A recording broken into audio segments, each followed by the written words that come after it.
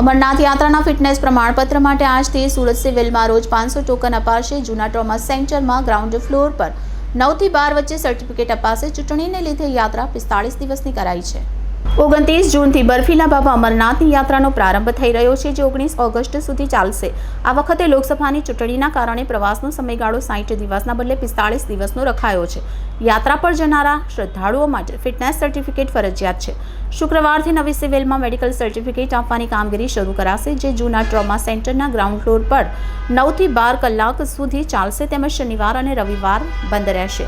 આ વખતે અમરનાથ યાત્રા માટેનું રજિસ્ટ્રેશન 15 એપ્રિલને સોમવારથી શરૂ કરવામાં આવી રહ્યું છે અને તે જ દિવસથી ચારધામ યાત્રાનું પણ રજિસ્ટ્રેશન શરૂ કરવામાં આવશે।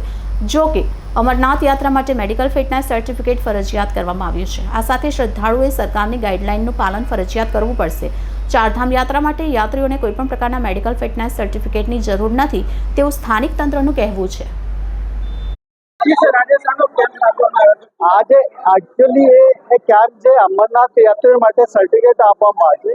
આ કેમ્પ ઇન જનરલ 1 થી 1.5 મહિના સુધી ચાલશે, કેમ કે અત્યારે અમરનાથ માટે જે યાત્રા ચાલુ થવાનું છે એના માટે ફિટનેસ સર્ટિફિકેટ જરૂરી છે।